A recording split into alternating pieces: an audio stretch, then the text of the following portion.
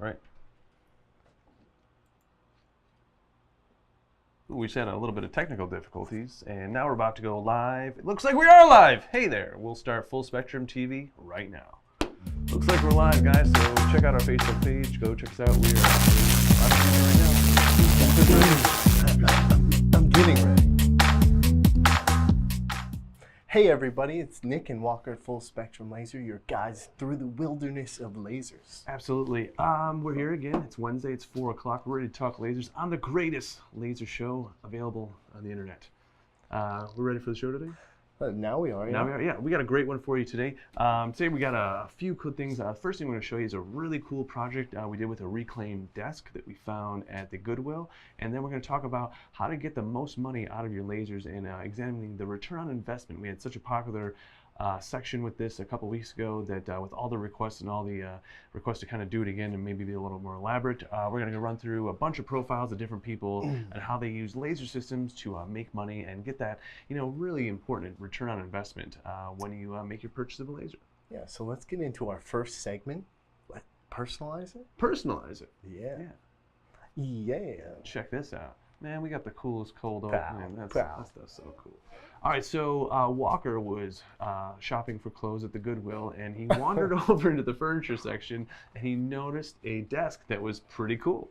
Mm-hmm. Yeah, so for $35, he brought this desk into work. We were all like, what are you doing with this? And you're turning in this receipt for 35 bucks? Mm-hmm. And then we're like, for 45 bucks. But Walker went and what'd you do? You had a really good idea for it, right? I actually engraved it, and I think it's one of my favorite things I've done in a long time, and it's just engraving.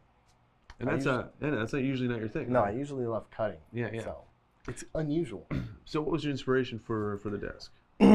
Well, for a long time, I thought about what I was going to put on it, and then I just thought airplanes. Airplanes. Yeah. Yeah. So we went with a World War II kind of themed airplane desk on. Here's some video of it getting engraved and finished product. So exciting. So this is the glass, right? So they had a black glass top that you're engraving the back of, right? Yeah, and working with glass, it's all about weight and balance, you know. When it comes to power settings, it's pretty riveting to work with, but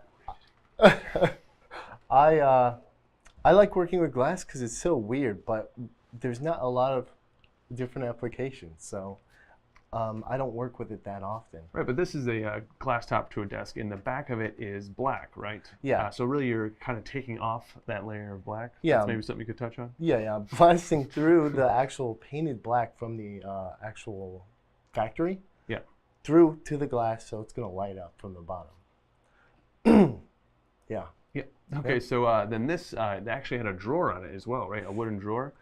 Yeah, it did. Yep. So this wooden drawer looks like you went and did some aircraft panels, right, from the inside of a cockpit? Yeah, we put the, what are they? Those are the gauges. Instrument gauges, yeah. Instrument panels, yeah. Like your airspeed indicator. Airspeed AIS? Yeah. Or ASI? Look at that. Yeah, and that's there. Then he also had like the attitude indicator on there, and then so the glass just slid right into that slot there, and engraving the back, you can see how clean it is on top. Absolutely, it looks like such a good finish there. I love the way it turned out. Yeah, this is one of the I guess it's probably my favorite reclaim project you've done. Look at that American flag in the back. Wave in the background, America. So patriotic. Look how good this drawer looks. I think we should give me props for this. Anyone want to give props? Anybody want to give some props? No one? No. It looks like we might have missed a little bit of our crowd. They might not have thought we were going live as we're just a little bit late here, so we're sorry about that, guys. But here we go on this drawer here. You can see that there was a little bit of, I guess, burn off from the engraving, right? So was it finished? Yeah, we cleaned it off, and then simple water cleaned that off, and it came out looking really good. And there's you thinking that I was taking a picture? Yep. And then, you know, pretty cool, right? And then those gauges are hiding in plain view. It's awesome. Yeah, it's really cool. The gauges on the left there, they show like the, I guess, attitude and what's it called? Pitch roll. Pitch and roll. Very, very cool. Then really cool little thing you put in there that told a little bit about the Corsair. I like putting a little information on there. Absolutely, it's great. So what a great project. And I always have some still pictures here at the end that we can kind of show some of the detail. But really great job, Walker. It's such a good project, man. Such a good project. I had fun. All right, so it's for sale for $150. $35 desk. That actually, if you ever come to our Las Vegas showroom, you'll be able to see that in our second building here. So that's how it looks. It's kind of together here. We have a few other pictures of it, and we can kind of go through these quick. Charles, yeah, this picture from the top, I think it just looks great. I think it's a little blown out from the sunshine outside, though. Do we have another one from? Yeah, this is the one I thought showed a lot of detail of the gauges. Just, I mean, I love that. What is it? The top one there on the left that shows the attitude and pitch, attitude indicator. Is that what it's? I think so. That's not. I don't believe that's in a helicopter. No, I don't think that is. No, that's all I know about. But really cool. Throwing the FAA logo there in the bottom right-hand corner. Yeah, they actually created that airplane in the 1940s. Nice. Yeah. So that was in response, I guess, to the war. Very, very cool. So anyway, that was a reclaim project that we did with a $35 desk from Goodwill. Really easy find. Lots of stuff like that you can find at Goodwill, whether it's a wooden desk, old crates. I've seen people take the top of tables, like your coffee table, end tables, and then doing a neat engraving on that to add some upsell value. I like doing that. Yeah, it's really fun. And reclaiming things like that is a fun way to sell on the weekend, or if you have garage sales, or if you ever go to flea markets, things like that. Really easy thing to do. Go and make a small investment in something, upcycle it using your laser system. It's really great for glass projects like that, right? Like anything you have a glass panel on, you can do an engraving on and throw it right on top. Anything nice and flat like a table, yeah, absolutely. Or anything that is flat can be a table, right? It's really the advantage of having the Pro Series system as well, right? Yeah, I love having my 48 at home because I can find something that's a huge piece of furniture. Sometimes I have to disassemble it, but it will still fit in the 48. Looks like Renee liked the desk. She's saying props. Appreciate that, Renee. Yeah. Props? Prop point. Oh, props. Props. I see what you did there. Flew right over your Punny lady. Very punny lady. I mean, that's right in line with our jokes here, right? Yeah. Anyway, that's our personalized section for this week. If you have an idea or want to see something personalized that we haven't done before, leave it in the comments down below and just let us know what you think. We'd love to try something new and exciting, right? Yeah. Challenge this guy. See what he can do. We'd love to see something put out in front of him that he's never done before that maybe we could do. We did have some people mention using the bottomless, removing the floor on the Hobby and the Muse, and doing some larger projects and showing how to piece together that. So maybe that's something we could do. We could, and you would need a 5.5-inch lens. Absolutely. Yeah. But let us know in the comments down below if you'd like to see something like that on one of the following weeks. So now a word from our sponsor. We do have a word from one of our illustrious sponsors. Looking to start a business with a laser cutter? Get our free return on investment ebook today. From choosing your labor to buying your laser to achieving your ROI goals, this ebook has it all. Get it today. Thanks for the water. Excellent. Yeah, that's actually an excellent sponsor. Yeah, our ROI ebook. Our graphic designer Zach did a great job putting that together with Scott and Walker, some of the sales team. I had a little bit of input on that, but mostly the heavy weight was carried by that team, where they really put together a bunch of great information, a bunch of great graphics, just profiling different people using their lasers and how they get a good return on investment from it, and different things to consider when purchasing your laser. Yeah, I'm glad Renee's watching.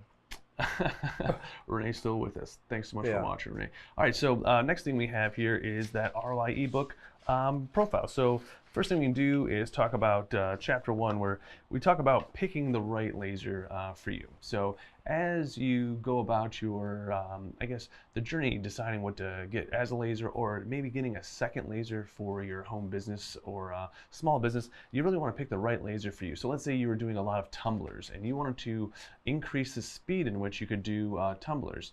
Well, if you were doing things like Surmark or different kinds of coating, and you wanted to kind of take that process out of it and perhaps have a faster engraving process, a fiber laser really could be a better option for you, especially if you're doing smaller markings or personalized things. Yeah, definitely a fiber if you're doing just tumblers, for sure.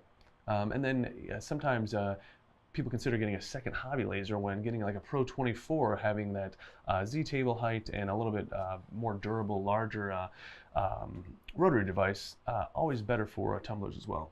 I think some people start off with a hobby and they go, I think I need a little bit more. And then they think about getting another hobby, but you could just sell that old hobby and then get a Pro. Yeah, there's tons of, that's another great thing about purchasing a laser. There's great resale value on it as long as you keep, the maintenance up on it. You keep it running well, which is not hard to do at all. Yeah, as long as it doesn't look like you've been cutting PVC and bad stuff. So the other thing we talk about in the book is actually the different financing options you have when purchasing your laser, whether you're buying cash, doing in-house financing, or financing through our third-party lender, QuickSmart, where we can actually get you a lot of deals like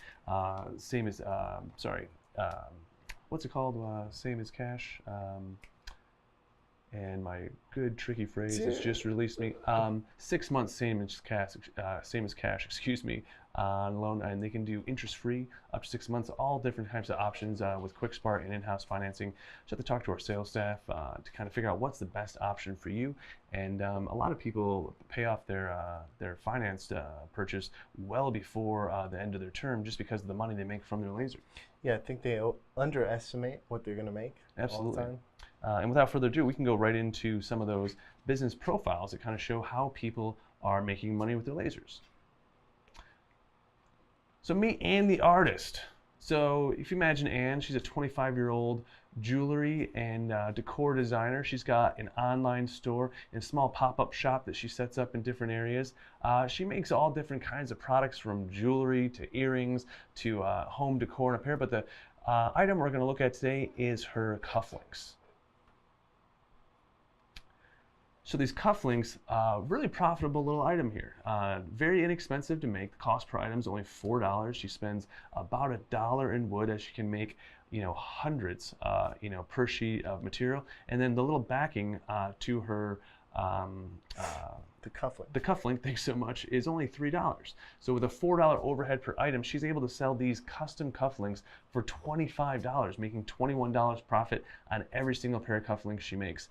Now, only selling $25 a month, she makes over $500 a month in profit. And with that profit, she's able to make over $6,000 in her first year, which easily takes care of the cost of her hobby machine. And that's just cufflinks. Just the cufflinks. That's not counting all the other things she can do with jewelry, earrings, necklaces, home decor, personalized things, not to mention the money she saves making her own personalized tags and different paraphernalia for the shop. Oh yeah, what's great about that is, somebody with a wedding, best men, all the groomsmen, they always get, for Absolutely. everyone.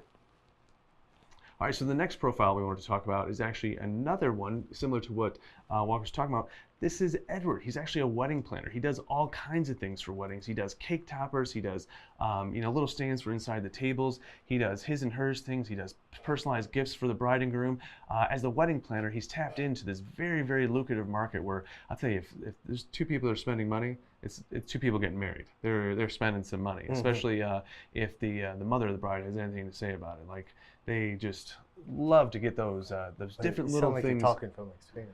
I spent some time in the wedding industry, absolutely, and I would say it's a very lucrative place to start a business, actually. So what Edward does is he does these cake toppers, which really, really simple thing to do. Only costs $5 to get the material, and that's really kind of overestimating. That's like with a mistake a lot of the times, but with $5 material, he's able to sell this really simple item for $35, making $30 per item. Now, he's only selling about 15 per month because he's not only selling to his clients, but he's selling to the other wedding planners in his town the same service. So as he's selling 15 a month, he's making $450 a month off that, which makes $4,500 of profit in the first year, easily paying for the laser, not to mention all the things he's made for himself to personally brand his business, not to mention all the freebies he's added into the clients he's gone out and shopped for, and not to mention the things he's been able to just upsell people for free by just offering this one item. I miss Ann. You miss Ann? Just kidding. You're great, Edward. You're great. So Edward, as a wedding planner, can easily tap into the wedding industry, and by selling just this one item, easily pays for a hobby laser in the first year. All right, what else we got? Oh, here we go. Grace, the graphic artist. There we go. So she just does tumblers. She's 29. She does all kinds of graphic design work, but she was trying to supplement some different bits of income so that she, as a freelance graphic designer, could make a little bit of money in different ways. So she started designing and making tumblers. So let's check out the numbers on her tumblers. So it looks like she actually went and got a bigger laser system, right? So she got a pro system so she could do the tumblers on.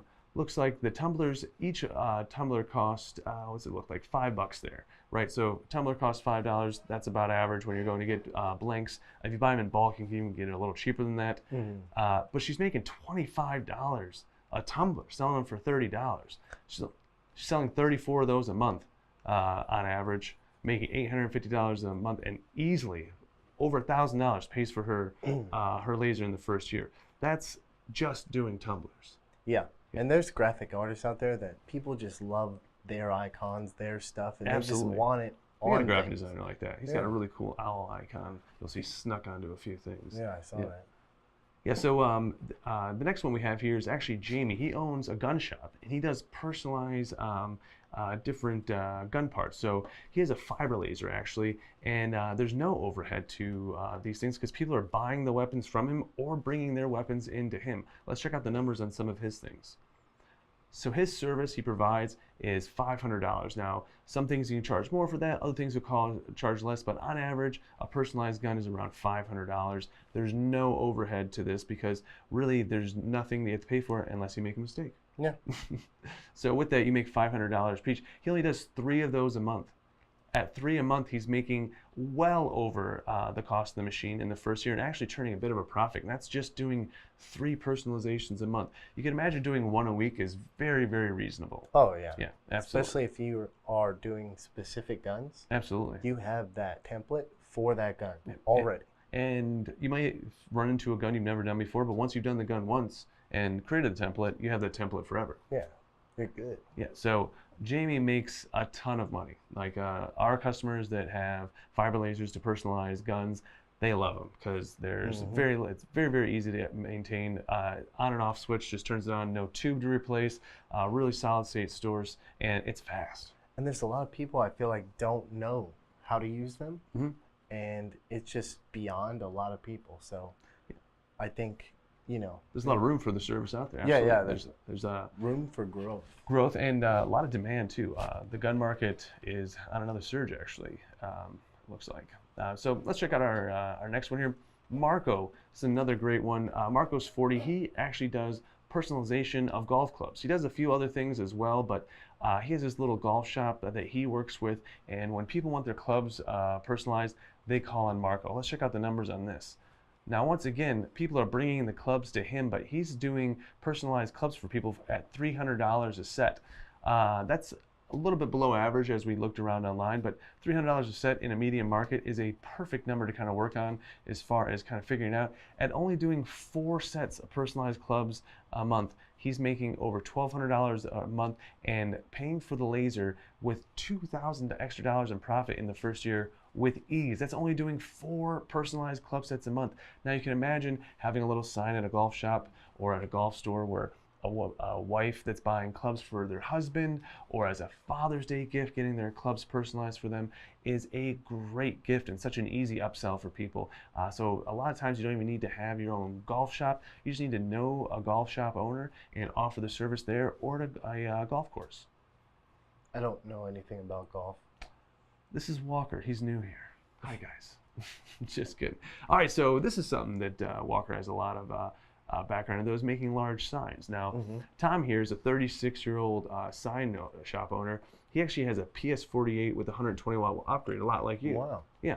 So Kind smile. Yeah, he's a very kind smile. He's a very nice guy. Our graphic designer knows him personally. Tom's a good dude. The materials he uses is 1/4-inch wood and 1/4-inch acrylic. He makes all kinds of signs for different things like fresh fish markets and things like that. Let's check out the numbers on making signs.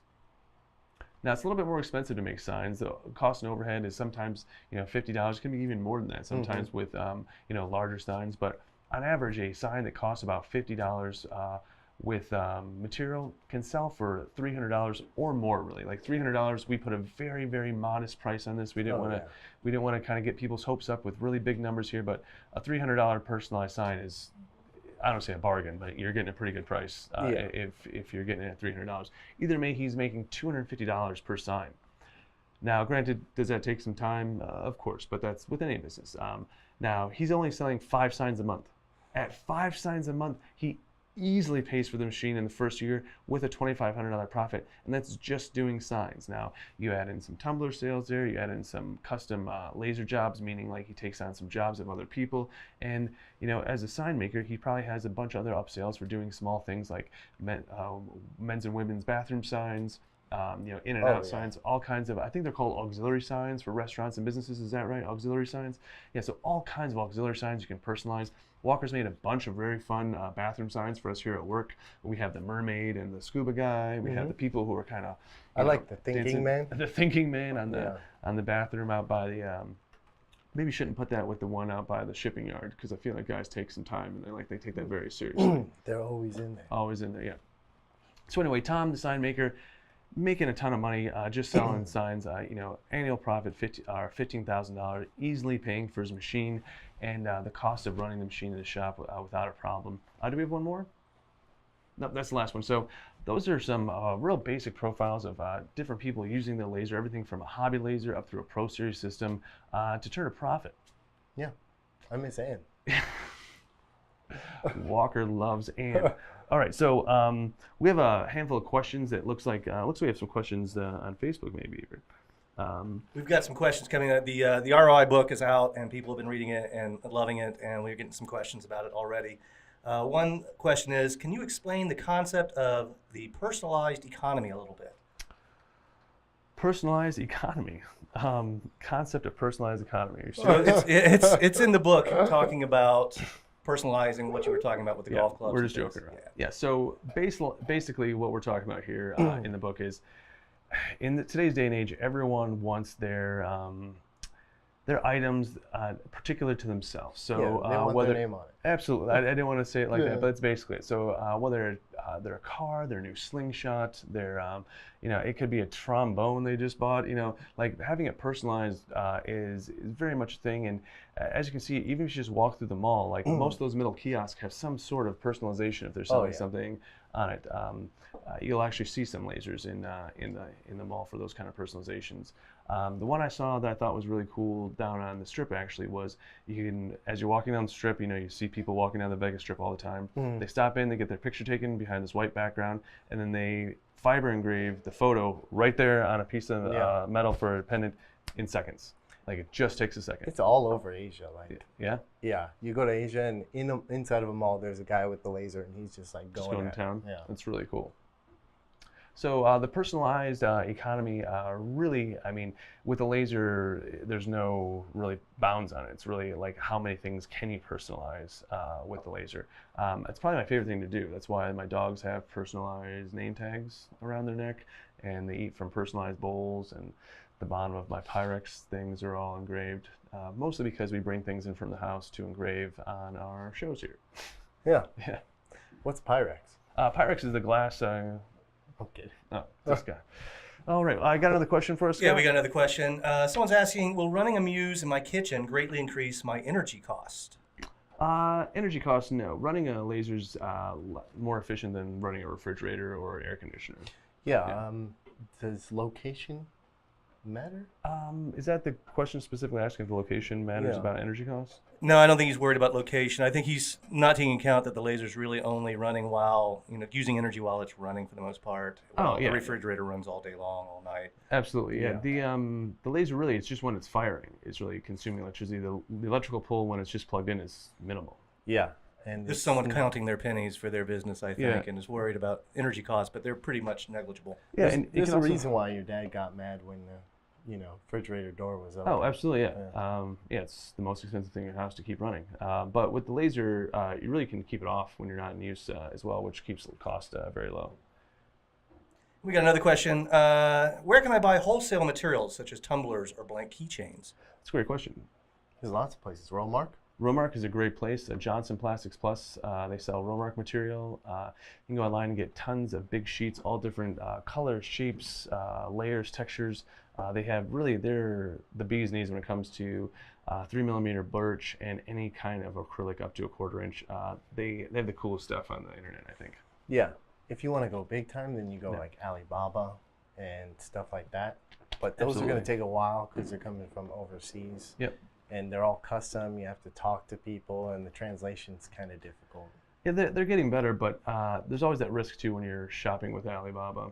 You're never quite sure what's going to come across and end up on your doorstep.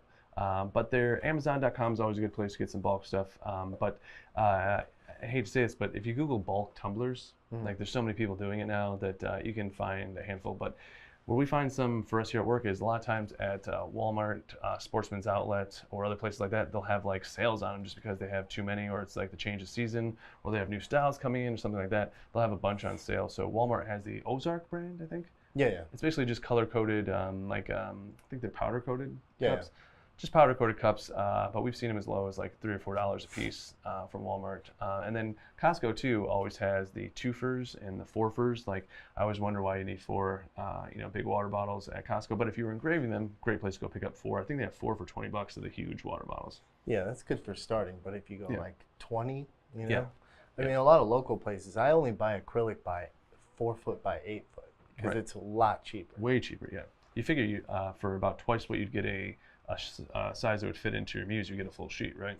Oh yeah, so I pay, I think, $80 for 3 foot by 4 foot acrylic, and my brother was paying $40 for a. He's calling me right now. A 24 by 24. Oh wow! So significant difference. And that's high quality for your projects to do at home, right? Yeah. That's not just like you're crafting acrylic. No, that's good stuff. Durable for outdoor use on the car, right? Yeah. Very cool.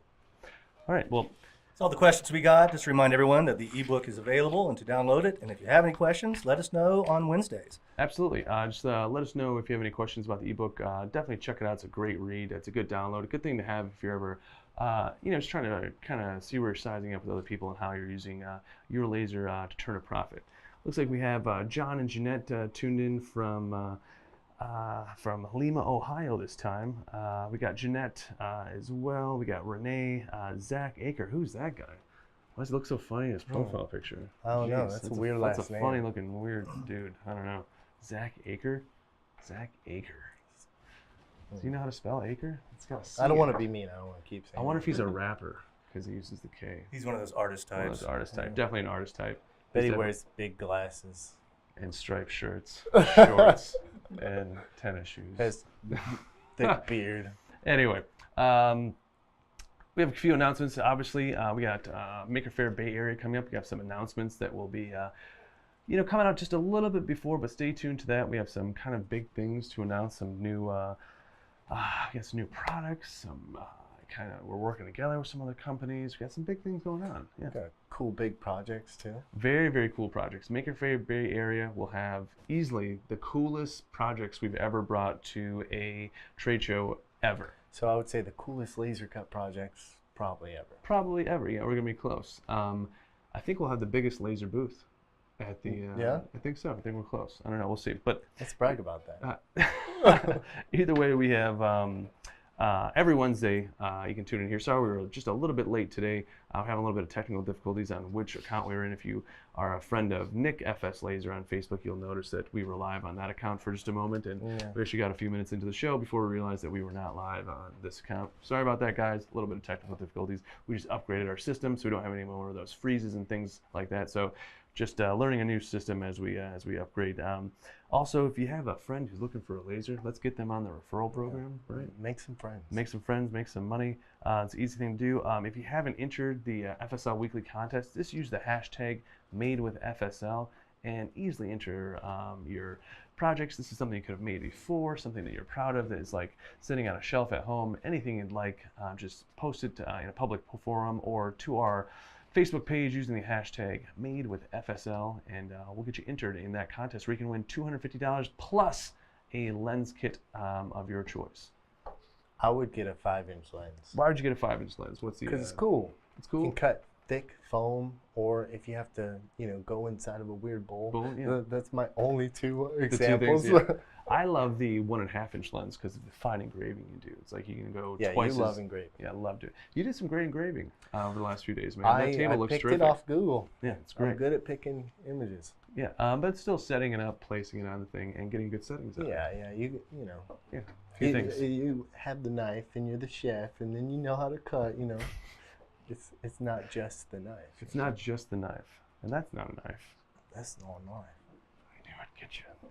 Like you can't say that phrase without someone like saying it back No. in an Australian accent. It's Unless they pretty were born a little later, and then they're like, don't "What like are you that talking person. about?"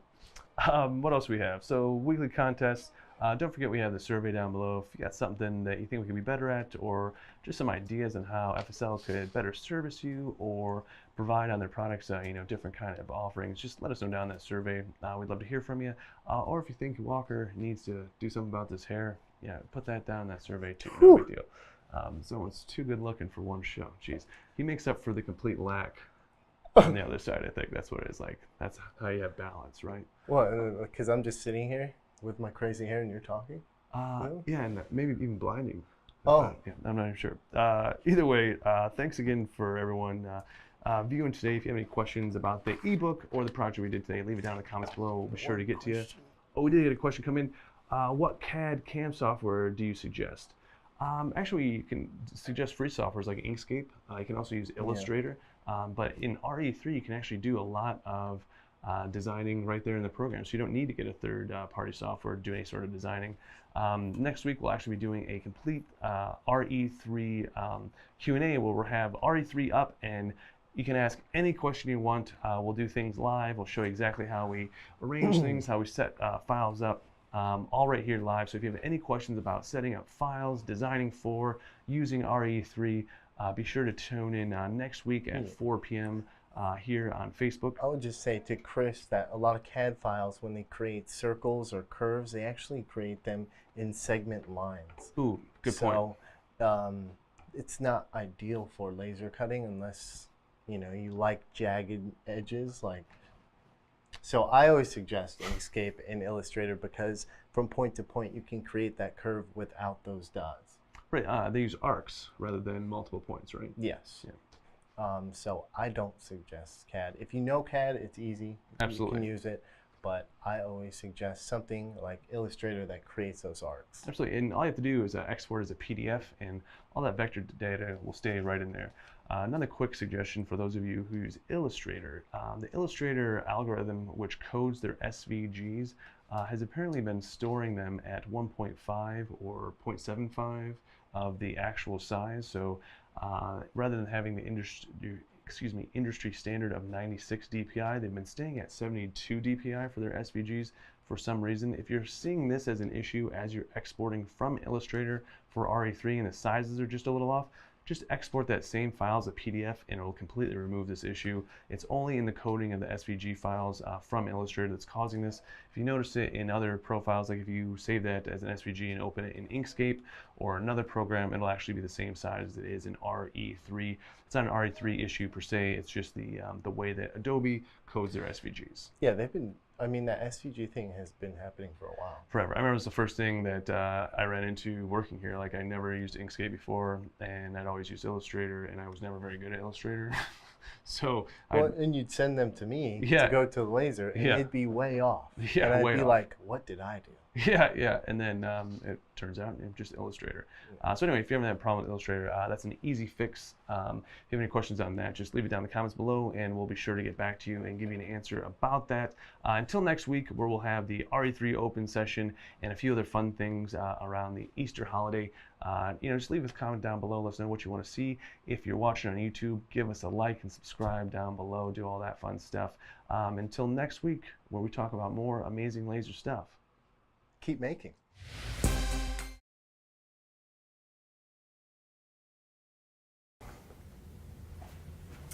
Hey everybody, thanks for watching. If you love lasers and love videos about lasers, there's more videos over here. And if you want to subscribe, it's over here. And click the bell for notifications to get all the laser videos as soon as they come out.